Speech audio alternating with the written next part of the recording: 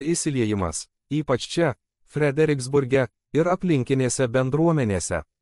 Mes kovojame, kad kovotume gerąją tikėjimo kovą, kad patektume į mūšio lauką. Mes nepraleidome savo judėjimo su Dievu. Esame čia, kad perimtume lazdelę ir bėgtume kartu, kad galėtume paspartinti karalystę ir išvysti atgimimą mūsų gyvenime. Jei tai turi įvykti, tai prasideda nuo mūsų. Romiečiams 15:4 NLT. Tokie dalykai jau seniai buvo užrašyti šventajame rašte, kad mus pamokytų. Šventasis raštas suteikia mums vilties ir padrasinimo kantriai laukiant, kol Dievo pažadai išsipildys. Šios epinės istorijos ir įvykiai iš Senojo testamento yra skirti mūsų širdims sužadinti. Padrasinti mus, kad jei Dievas tai padarė tada, jis gali tai padaryti ir šiandien. Dievas, kuris kalbėjo, vis dar kalba. Dievas, kuris judėjo, vis dar juda. Dievas, kuris darė stebuklus anuomet, juos daro ir šiandien. Ar mes tuo tikime? Dievas, kuris darė visus šiuos dalykus, nori juos daryti ir šiandien labiau, nei mes to norime. Kai paragausime jo gerumo, norėsime dar daugiau. Dievas yra didingas, šlovingas ir visagalis, jis yra Elšadajus Dievas, kurio yra daugiau nei pakankamai visagalis Dievas. Kai kurie iš mūsų nori būti alkani, bet nėra. Galime melstis ir prašyti viešpaties, kad padidintų mūsų alkį, ir jis pakankamai mus myli, kad tai padarytų. Taigi paprašykite jo, padidinkite mano alkį. Dieve, aš noriu daugiau, man reikia daugiau tavęs. Danieliaus 6:1 RANGE 5 NLT. Darijus Medijas nusprendė padalyti karalystę į 120 provincijų ir paskyrė po aukštą pareigūną, kuris valdė kiekvieną provinciją. Karalius taip pat išrinko Danielių ir dar 2 administratoriais, kurie prižiūrėjo aukštuosius pareigūnus ir gynė karaliaus interesus. Netrukus Danielius pasirodė esąs gabesnis už visus kitus administratorius ir aukštus pareigūnus. Dėl didelių Danieliaus gebėjimų karalius planavo paskirti jį visos imperijos vadovu. Tada kiti administratoriai ir aukšti pareigūnai ėmė ieškoti kokių nors trūkumų Danieliaus elgesyje su vyriausybės reikalais, bet nerado nieko, ką galėtų kritikuoti ar smerkti. Jis buvo ištikimas, visada atsakingas ir visiškai patikimas. Taigi jie padarė išvadą. Vienintelė galimybė rasti pagrindo apkaltinti Danielių bus susijusi su jo religijos taisyklėmis. Priešas visada kuria strategiją, kaip mūsų sunaikinti. Jis mūsų nemėgsta, jis mūsų nekenčia. Kodėl? Nes esame Dievo meilės ir meilės objektas. Dievas mus sukūrė, nes norėjo su mumis užmegzti santykius, kad būtų mums palaiminimas ir palaimintų mus santykiais vienas su kitu ir su savimi. Danieliaus 6:6 RANGE 10 NLT. Taigi valdytojai ir aukšti pareigūnai nuėjo pas karalių ir tarė: te gyvuoja karalius Darijus. Mes visi sutinkame, mes, administratoriai, pareigūnai, aukštieji pareigūnai, patarėjai ir valdytojai, kad karalius turėtų priimti įstatymą, kurio bus griežtai laikomasi. Įsakykite, kad per ateinančias 30 dienų bet kuris asmuo, kuris meldžiasi bet kam, dieviškam ar žmogiškam, išskyrus jūs, jūsų didenybę, bus įmestas į liūtų duobę. O dabar, jūsų didenybė, išleiskite ir pasirašykite šį įstatymą, kad jo nebūtų galima pakeisti, oficialių medų ir persų įstatymą, kurio negalima atšaukti. Taigi karalius Darijus pasirašė įstatymą, tačiau sužinojęs, kad įstatymas pasirašytas, Danielius grįžo namo ir, kaip įprasta, atsiklaupė savo viršutinėme kambaryje, kurio langai buvo atviri į Jeruzalės pusę. Jis meldėsi 3 kartus per dieną, kaip visada, dėkodamas savo Dievui. Danielius, nė nemirktelėjęs, toliau meldėsi kaip ir anksčiau. Kiek iš mūsų pirmiausia pagalvotų apie visas pasekmes, kaip tai gali paveikti mūsų šeimą, pragyvenimo šaltinį, draugus, kurie gali nukentėti dėl mūsų priimto sprendimo. Ką darytume, jei atsidurtume prie šautuvo, ieties ar peilio galo mums būtų grasinama išsižadėti tikėjimo arba mirti, arba dar blogiau matyti, kaip kankinami ir žudomi mūsų vaikai, tėvai ar artimieji, nes atsisakėme išsižadėti savo tikėjimo ir pozicijos. Turime apie tai pagalvoti, įvairiose aplinkose, kur gyvename, dirbame ir žaidžiame, būsime raginami ginti Jėzų. Nesuklyskite. Mato 7, 14 RANGE 16 NLT. Tu esi pasaulio šviesa, miestas ant kalvos, kurio neįmanoma paslėpti. Niekas neuždega žibinto ir paskui jo nepaslepia po krepšiu. Vietoj to žibintas pastatomas ant stovo, kur jis šviečia visiems namuose. Taip ir jūsų geri darbai tegul šviečia visiems matant, kad visi šlovintų jūsų dangiškąjį tėvą. Danieliaus 6, 11 RANGE 20 NLT. Tada pareigūnai kartu nuėjo į Danieliaus namus ir rado jį besimeldžiantį ir prašantį Dievo pagalbos. Jie nuėjo tiesiai pas karalių ir priminė jam jo įstatymą. Argi nepasirašėte įstatymo, kad per ateinančias 30 dienų bet kuris žmogus, kuris melsis kam nors, dieviškam ar žmogiškam išskyrus jums, jūsų didenybė bus įmestas į liūtų duobę? Taip, atsakė karalius, šis sprendimas galioja, tai oficialus medų ir persų įstatymas, kuris negali būti atšauktas. Tada jie pranešė karaliui, tas vyras Danielius, vienas iš Judo belaisvių, nepaiso tavęs ir tavo įstatymo. Jis vis dar meldžiasi savo Dievui 3 kartus per dieną. Tai išgirdęs, karalius labai sunerimo ir bandė sugalvoti, kaip išgelbėti Danielių. Likusią dienos dalį jis praleido ieškodamas būdo, kaip ištraukti Danielių iš šios keblios padėties. Danieliaus 6, 15 RANGE 20 NLT. Vakare vyrai susirinko pas karalių ir tarė, jūsų didenybė, jūs žinote, kad pagal medų ir persų įstatymą joks įstatymas, kurį pasirašo karalius, negali būti pakeistas. Taigi, galiausiai, karalius įsakė Danielių suimti ir įmesti į liūtų duobę. Karalius jam tarė, tegul tavo Dievas, kuriam taip ištikimai tarnauji, tave išgelbsti. Buvo atneštas akmuo ir uždėtas ant liūtų duobės angos. Karalius užantspaudavo akmenį savo karališkuoju antspaudu ir savo didikų antspaudais, kad niekas negalėtų išgelbėti Danieliaus. Tuomet karalius grįžo į savo rūmus ir praleido naktį pasninkaudamas. Jis atsisakė įprastų pramogų ir tą naktį visai negalėjo užmigti. Kitą rytą labai anksti karalius atsikėlė ir nuskubėjo prie liūtų urvo. Ten patekęs, jis iš sielvarto sušuko, Danieliau, gyvojo Dievo, tarne, ar tavo Dievas, kuriam taip ištikimai tarnauji, galėjo tave išgelbėti nuo liūtų? Mums nereikia bijoti nieko prarasti, ypač savo gyvenimo. Turime apsispręsti prieš ateinant išbandymui ir pasakyti vienas kitam bei savo šeimai. Jei kada nors iki to prireiks, kad ir ką darytumėte, neįsižadėkite Jėzaus, neįsižadėkite savo tikėjimo. Saugoti savo šeimą yra kilnus pašaukimas, tačiau tai nėra mūsų darbas, mes dalyvaujame su Dievu, kad juos apsaugotume, meldžiamės už juos. Danieliaus 6, 21 RANGE 24 NLT. Danielius atsakė, te gyvuoja karalius, mano Dievas atsiuntė savo angelą, kad užčiauptų liūtams burnas ir jie manęs nesužeistų, nes jo akyse esu nekaltas.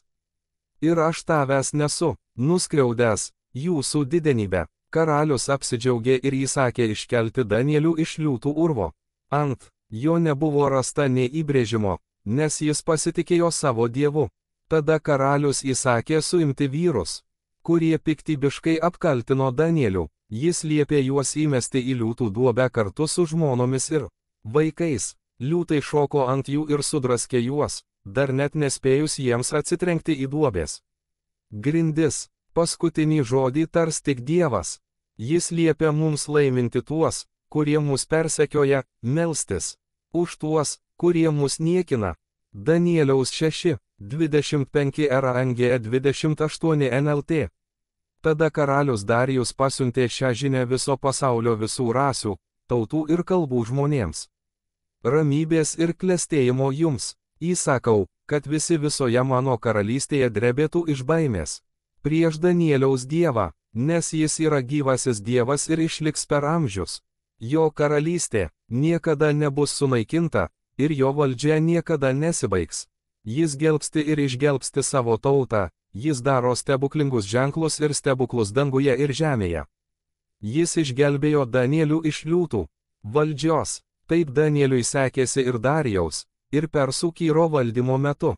Jei mūsų laikais norime sulaukti atgimimo ir dvasinio pabudimo, turime būti pasirengę žengti į gilesnius vandenis. Negalime pasitenkinti tuo, kad liekame seklumoje.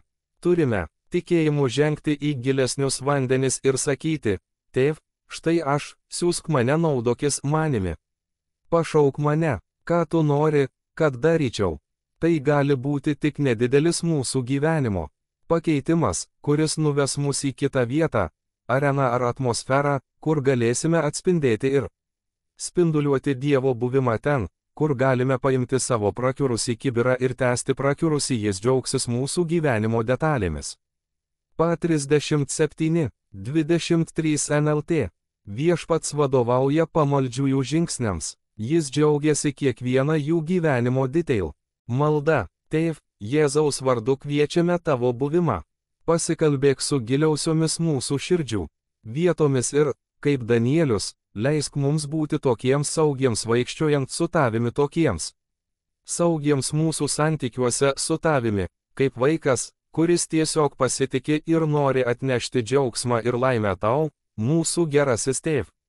Nebijome, nes labai tave mylime ir norime bėgti pas tave. Viešpatie, mes sakome: štai aš esu atsidavimo vietoje, siųsk mane, ir jei bus blogai ir būsiu pašauktas stoti nepaklusti šio pasaulio nedorybėms, aš stovėsiu už savo karalių. Dėkojame tau už Danieliaus pavyzdį, kad jis atsilaikė ir laikėsi savo kelio bėgo lenktynes. Kai kiti to nedarė, tegul turime Danieliaus drąsos, atkaklumo ir ugnies. Dėkoju tau, kad tu esi tas, kuris išlaisvina ir išgelbsti, bet net jei ne, mes nepasiduosime netikriems šio pasaulio stabams. Gerbėme tave, Dieve, Jėzaus vardu. Amen. Bridge Church Fredericksburg pastorius Jimmy Pruitt 2023 spalio 1d. Ar nėra priežasties? 1 Samuelio 17:151. Dabar populiaru atsigręžti į bažnyčią, kurioje užaugome, ir sakyti: toje bažnyčioje buvau. Išnaudojamas tas pamokslininkas šaukdavo kiekvieną sekmadienį. Jis daužė sakyklą: jaučiuosi lyg būčiau išnaudojamas. Esu įžeistas dėl to, kaip buvau auklėjamas bažnyčioje. Šiandieninė mūsų kultūra tapo minkšta. Tačiau turime būti atviri, jautrus, sąmoningi ir išmintingi, kai elgiamės su žmonėmis, bet jei nebusime atsargus, ir toliau auginsime ir auklėsime kartas turinčių teisę žmonių, kurie jaučiasi taip, tarsi jiems niekas iš autoritetų, ypač dvasinių, nieko negalėtų pasakyti. Tačiau turėtume vertinti tai, kad kažkas stoja į kovą su mumis ir sako: bėk per juostą, baikite bėgti, baigkite tvirtai, susitvarkykite. Jei tai mus įžeidžia dėl to, kaip galbūt buvome auklėjami ar skriaudžiami, turime susiimti. Laikykitės kurso, bėkite per juostą. Mūsų nenužudys, jei kas nors mus pakvies, o paskui paragins būti tokiais, kokie tik galime būti. Jei girdime stiprius dalykus, jie skirti ne tam, kad mus peiktų ar skaudintų, bet tam, kad atskleistų mumyse slypintį potencialą. Nuobodu vaikščioti ant pirštų galų aplink žmonės ir nerimauti, kad įžeisime jų jausmus, nes turime paklusti Dievo žodžiui.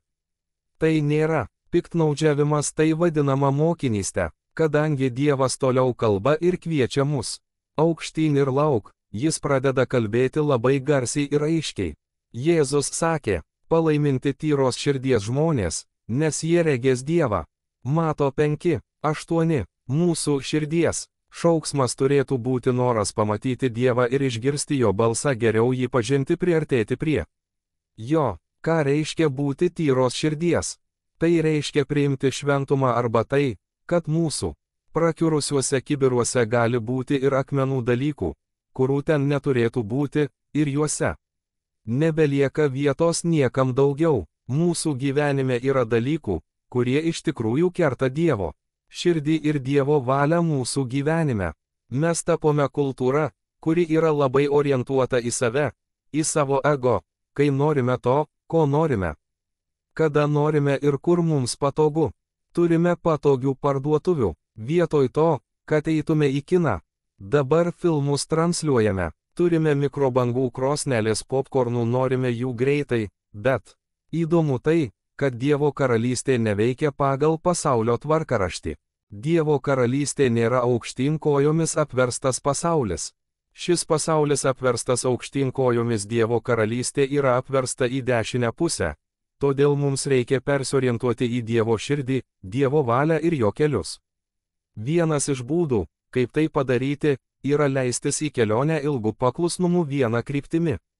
Tai reiškia, kad reikia priimti augimo procesą, vadinamą šventėjimu, mintį, kad mes augame ir mokomės, o laikui bėgant, kad Dievas mus skiria savo naudojimui. Dievas turi labai realų ir aiškų planą mūsų gyvenimui. Biblija mums duoda tam tikrų užuominų apie tai, bet jis taip pat turi užduočių, kurios yra konkrečiai skirtos kiekvienam iš mūsų. Yra didesnė ir platesnė Dievo valia, o paskui yra konkretūs dalykai, kuriuos jis mus kviečia daryti ir kurie yra būdingi tik mums asmeniškai. Kodėl? Nes esame unikalios asmenybės. Jis sukūrė mus tokius, kokie esame, o paskui suteikė mums ypatingų gebėjimų, dovanų, talentų ir potencialo, kuriuos į mus įskiepijo, nes turi labai aiškų planą ir konkrečias užduotis mūsų gyvenimui. Tačiau mūsų gyvenimai yra tokie perkrauti dėmesio blaškimo ir daiktų, ir mes žaidžiame per arti spygliuotos vielos tvoros. Daugelis mūsų gyvenime žaidžia su pasaulio daiktais. Visų greičių bėga šalia spygliuotos vielos tvoros ir galvoja, kol jos nepaliečiu ir neįsitraukiu į tvorą, viskas bus gerai. Tačiau užtenka vieno šuoriuko ar vėjo gūsio, kad šiek tiek nukryptume nuo kurso ir esame sudraskyti. O tada stebimės, kodėl, atrodo, mūsų dvasinėme gyvenime niekas nesiseka.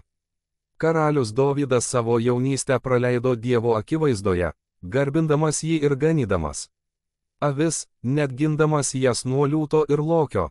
Dievas suteikė jam nepaprastą galią ir jėgą juos nužudyti ir apginti avis. Dovydas nežinojo, kad Dievas iš tikrųjų jį mokė kariauti, taip pat būti poetu ir dainų kūrėju. Dievas jį įrėmino jaunystėje, daugumą psalmių jis parašė būdamas nuo 10 iki 14 metų.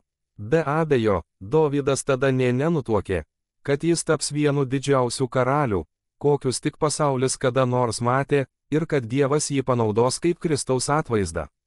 Sunkios ir šiurkščios mūsų gyvenimo vietos, kai galbūt manėme, kad Dievas niekur nedingo, arba kai mūsų maldos neperžengdavo lubų, arba kai buvome tokie prislėgti, kad net negalėjome melstis, štai tada Dievas mus rengė mūsų gyvenimo misijai. Jis mus aprūpindavo, įgalindavo, ruošdavo mūsų misijai. Visą laiką, kol Dovydas buvo ganytojas, Dievas jį mokė. 1 Samuelio 17, 1 Range 3 NKJV. Filistinai surinko savo kariuomenės kovai ir susirinko prie Sochos, kuri priklauso Judui. Jie stovyklavo tarp Sochos ir Azekos, Efes Damimo vietovėje. Saulius ir Izraelio vyrai buvo susirinkę, stovyklavo Elos slėnyje ir įsirikiavo į kovinę rikiuotę prieš Filistinus. Filistinai stovėjo ant kalno vienoje pusėje, o Izraelis ant kalno kitoje pusėje, tarp jų buvo slėnis. 1 Samuelio 17, 4 NKJV. Iš Filistinų stovyklos išėjo čempionas, vardu Galijotas, iš Gato, kurio ūgis buvo 6 uolektys su viršūne, arba 9,5 pėdų aukščio. Filistinai pasiuntė savo čempioną, geriausią, galingiausią ir stipriausią kautis su tuo, kurį pasirinko izraelitai, kovoje vienas. Prieš vieną, nugalėtojas imtų viską Filistinų ir Dievo kariuomenės buvo abiejuose slėnio galuose. 1 Samuelio 17, 10 Range 11 NKJV. Filistinas tarė, šiandien aš priešinuosi Izraelio kariuomeniai, duok man vyrą, kad galėtume kautis kartu. Išgirdę šiuos filistiniečio žodžius, Saulius ir visas Izraelis sunerimo ir labai išsigando. 1 Samuelio 17, 23 Range 25 NKJV. Jam kalbantis su jais, iš Filistinų kariuomenės atėjo čempionas, Filistinas iš Gato, vardu Galijotas, ir jis kalbėjo tais pačiais žodžiais. Dovydas juos išgirdo, visi Izraelio vyrai, pamatę tą vyrą, bėgo nuo jo ir baisiai išsigando.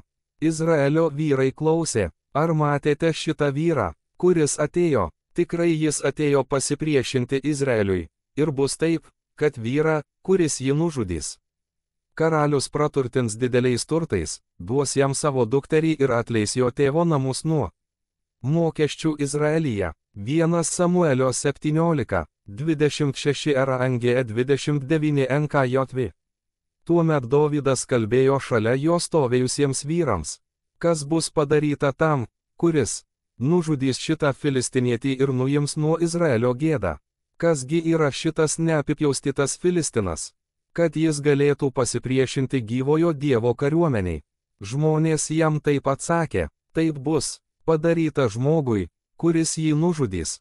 Jo vyriausiasis brolis Eliabas išgirdo, kai jis kalbėjo su žmonėmis. Eliabas užsirūstino ant Dovydo ir tarė, kodėl tu čia atėjai, ir su kuo palikai tas kelias avis dykumoje? Aš žinau tavo išdidumą ir tavo širdies įžūlumą, nes tu nusileidai pasižiūrėti mūšio. Dovydas atsakė, ką aš dabar padariau, argi nėra priežasties? Dovydas įsiuto dėl to, ką išgirdo iš milžino Galijoto. Žvelgiant į mūsų pasaulį, mūsų tautą, kultūrą ir visuomenę, kokią ją pažįstame šiandien, tai ne ta šalis, kurioje užaugome. Dalykai naikinami bauginančių greičių, teisės ir privilegijos. Mūsų konstitucija vaikams. Sakoma, kad jie gali pasirinkti lytį, net be tėvų žinios ar indėlio, o vyriausybė tai įgyvendina. Vaiko jausmus iškeldama aukščiau už tėvų autoritetą. Dauguma mūsų augdami mokėsi charakterio, kaip priimti smūgį, duoti smūgį, kaip žaisti sąžiningai, teisingai ir stipriai, o ne verkti dėl to, kad mūsų jausmai buvo įžeisti ar mes buvome įžeisti. Esame dėkingi už tai, kad išmokome būti atsparūs ir stiprūs, kad galime priimti tai, kas pasitaiko šiame pasaulyje. Skaitydami Bibliją matome, kad apaštalas Paulius krikščionis labiau moko, o nelepina. Jis ragina krikščionis būti būtent tokiais, kokiais Dievas juos pašaukė būti. Čia nėra daug vietos jausmams, kai sakoma, tai man šiandien nepatinka, aš to nejaučiu. Ši pasaulio kultūra net neatitinka tikrovės. Negalime tylėti, sėdėti ir nieko nedaryti. Galime turėti balsą čia, savo bendruomenėje, savo šeimoje. Kalbėkite tiesą su meile ir pakvieskite kartas mūsų, ateinančią ir ankstesnės pasakyti. Dar nepasiduokite, neišeikite į dvasinę pensiją, net jei išėjote į pensiją iš savo pašaukimo, nepasiduokite. Mums reikia, kad jūs mus pamokytumėte, mums reikia, kad jūs 708-09-0 mečiai parodytumėte mums, kaip atrodo aistra, užsidegimas, dvasinę stiprybę. Mums reikia, kad tu mus vestum į tai, ką reiškia keisti šį pasaulį. Neatsisakykite per anksti, nesustokite prieš finišo tiesiąją. Argi nėra priežasties? Jei norime pakeisti savo pasaulį, galime pamiršti Vašingtoną ir įsitraukti čia.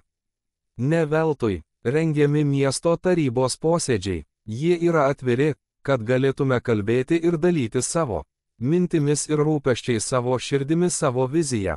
Mums reikia, kad daugiau žmonių pasirodytų ir prabiltų, nes tylėti reiškia, kad esame bendrininkai, nes nesakydami savo nuomonės, kada pasakysime, užteks ir mes nepaliksime to kitam žmogui. Aš nesiruošiu to palikti jiems, kada prabilsime ir pasakysime, kad Dievas suteikė mums atsakomybę būti šio pasaulio permainų veikėjais. Galbūt negalime paveikti Teksaso valstijos ar Vašingtono, bet galime ką nors pakeisti čia, kur gyvename. Galų gale, būtent čia, kur gyvename, yra svarbu, ir mes turime balsą, turime naudotis savo balsu ir naudotis juo išmintingai. Kai esame vedami dvasios, Dievas gali kalbėti į mus ir per mus į pačią kultūrą, kurioje gyvename. Dovydas atsistojo ir tarė, argi nėra priežasties, jis atsistojo ir nuėjo pas karalių, sakydamas, aš galiu nugalėti šį milžiną, nes Dievas yra su manimi. Vaikas atsistojo, nes niekas kitas to nepadarė, jis atsistojo, ir Dievas buvo su juo.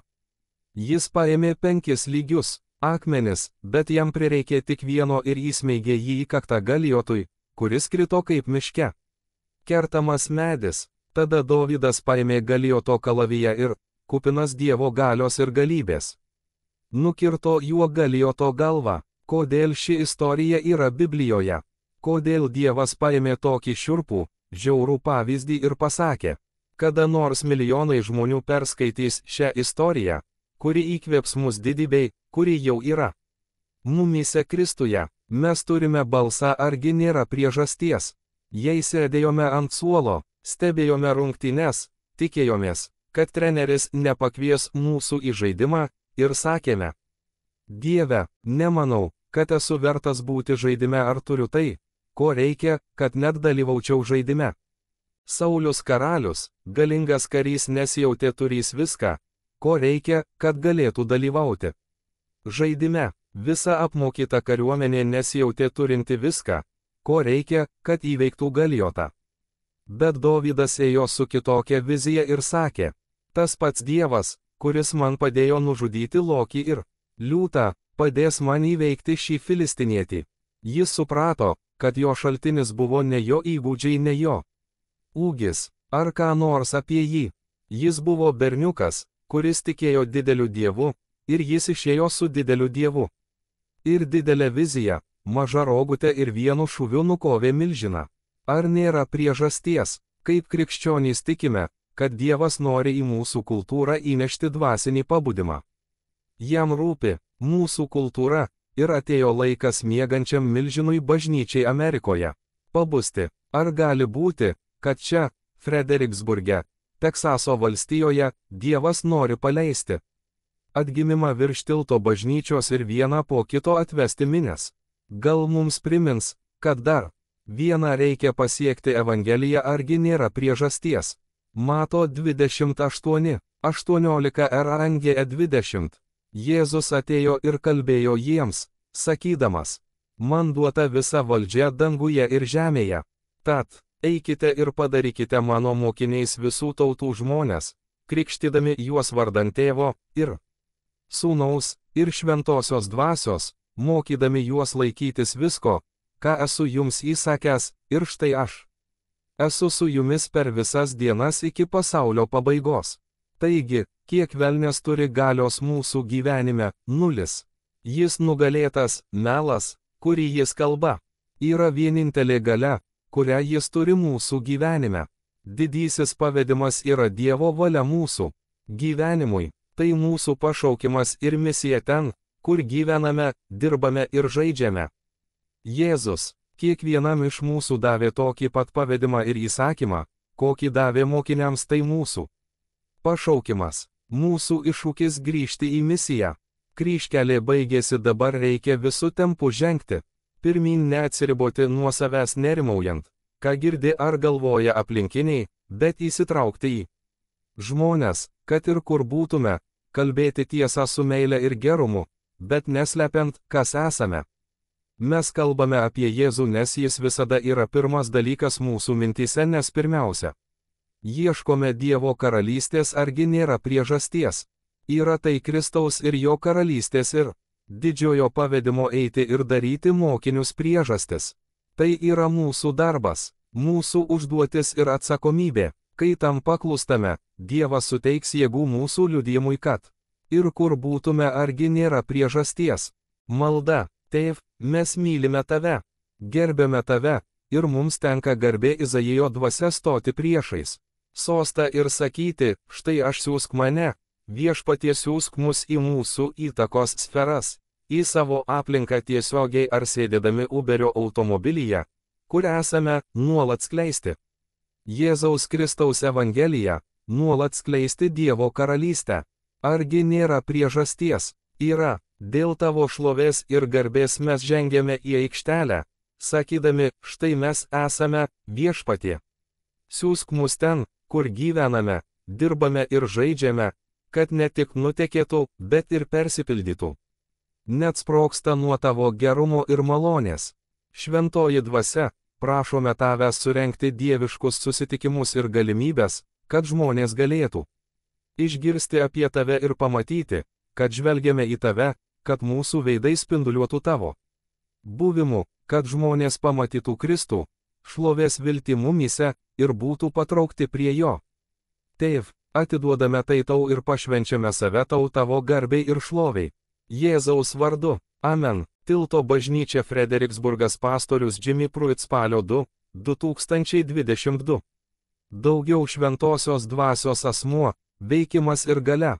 Dvasios vaisiai, veikiantys mumyse. Galatams 5, 22 RANGE 23 NASB.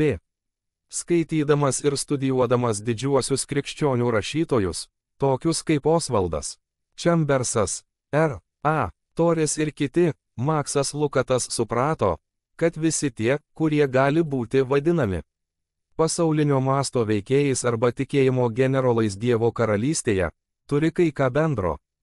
Jie patyrė galingą susitikimą su šventosios dvasios asmeniu.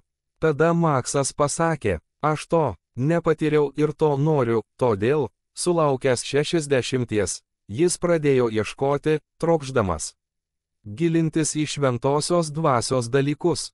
Tilto bažnyčia turi mokinystės programą, kuri vadinasi augti aukštyn, augti aukštyn, augti.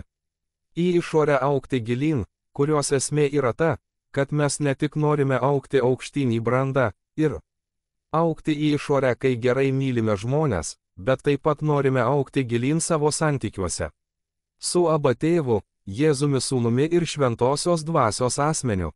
Atsižvelgdamas į tai, Maksas pasakoja apie savo paties susitikimą su šventosios dvasios asmeniu ir apie tai, kad jis pats gavo maldos kalbą, kuria meldžiasi.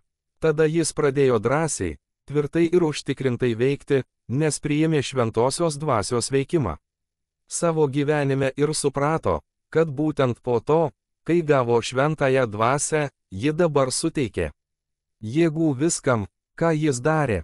Jis sakė, viskas, ką dabar darau, ką dariau visada, bet dabar yra kažkas papildomai ant to malonė ir malonė dalykams, kurie anksčiau buvo sunkesnis.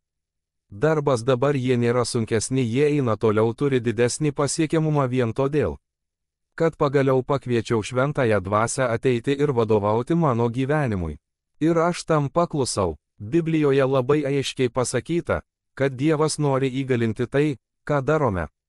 Jis nori mus aprūpinti, taip, kad tai, ką darome, būtų veiksmingiau, kaip kad medį kertame aštriu kirviu, o ne bukas kirvis, kokio norėtumėte, kad nukirstumėte medį. Maksas sakė, mano kirvis aštresnis nei kada nors anksčiau. Dievas uždėjo savo super ant Makso natūralaus, ir dabar jis veikia ant gamtinių lygių nepanašiai kaip bet kada anksčiau.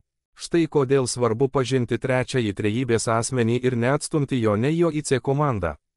Ar trečiąją eilutę, jei man jo reikia, aš galiu į jį kreiptis, bet aš jo tikrai nesuprantu, nes jis panašus į garą ar šmėklą, arba jis panašus į žvaigždžių karų jėgą. Ne jis yra asmuo, su kuriuo galite užmegzti santykį, ir asmuo, kuris nori jūs aprūpinti ir įgalinti padaryti tai, ko anksčiau negalėjote padaryti, mosuoti aštriu kirviu, o ne bukas kirvis. Kai birželį pradėjome šią kelionę kartu, pastorius Jimis pasakė, kad pirmieji žodžiai, kuriuos ištarėme kiekvieną rytą pabudę, turėtų būti: labas rytas, šventoji dvasia.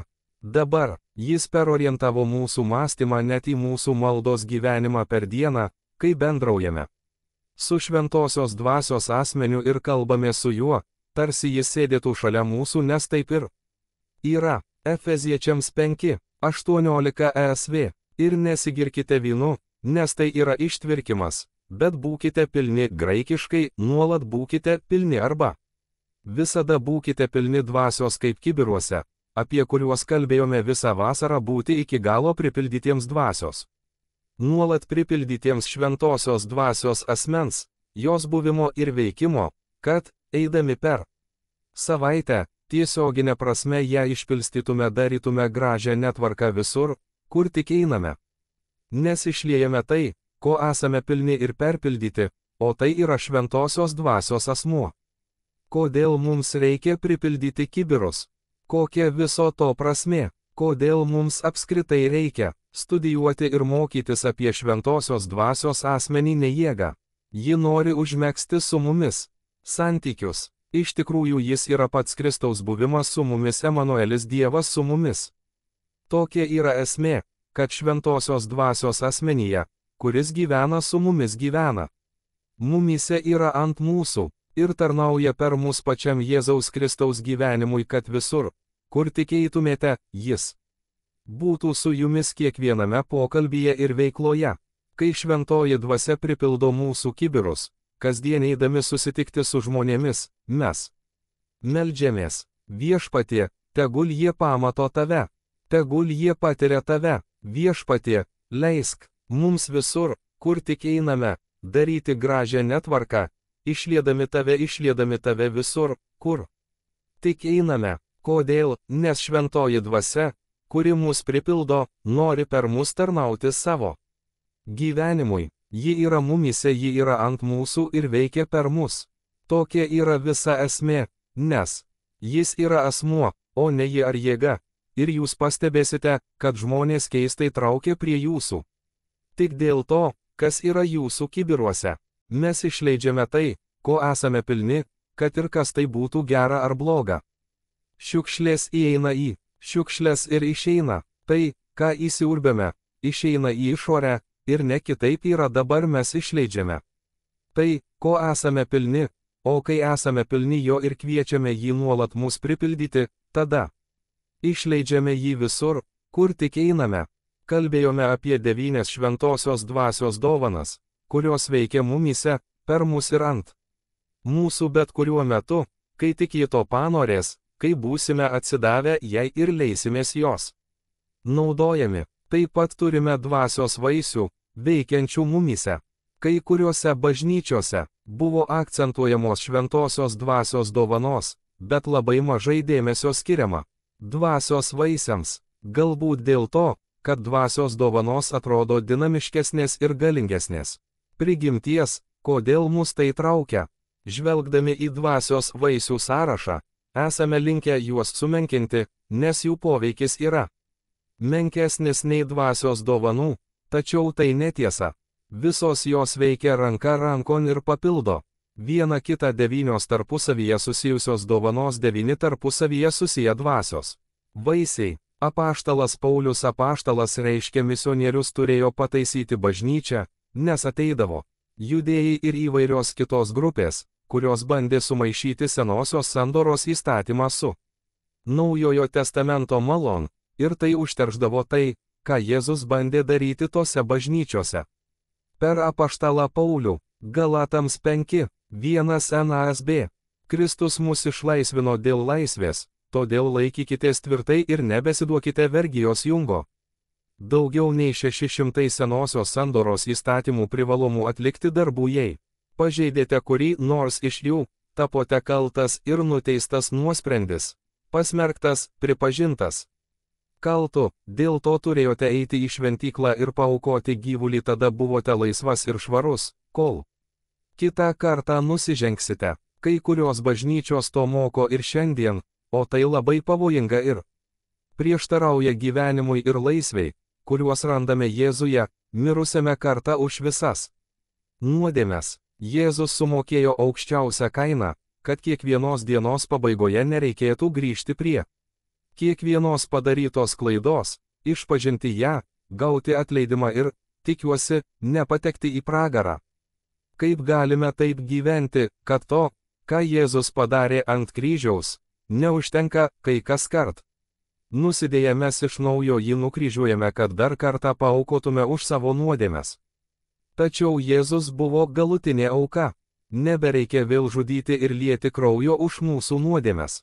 Jei tai reiškia sekti Jėzumi, tuomet niekas negali to daryti su kokiu nors jausmu ar panašiu džiaugsmu. Senojo testamento įstatymas taip elgėsi su žmonėmis, uždėjo jiems ant kaklo jungą. Prislėgė juos ir privertė vargti, kaip įmanydami dirbti, kaip įmanydami sunkiau, bet jie tik pavargo ir pralaimėjo. Į juos panašūs krikščionys, vilkintys kamuolį, nerodo jokio džiaugsmo. Dėl gerosios naujienos, kad dabar jie iš tiesų laisvi. Biblijoje sakoma, jūs pažinsite, ginosko, pažinti iš patirties tiesą, Jėzus yra tiesa, ir tiesa padarys jūs laisvus. Dža 8:32. Jėzus sakė, aš esu kelias, tiesa ir gyvenimas, niekas neateina pas tėvą kitaip, kaip tik per mane. Jono 14:6. Ar pažįstate Jėzų, ar priėmėte jo auką už save, vieną kartą visiems laikams, ir tu gali eiti. Dabar galite gyventi iš meilės, džiaugsmo ir laisvės, o ne iš baimės, pasmerkimo, kaltės ir gėdos.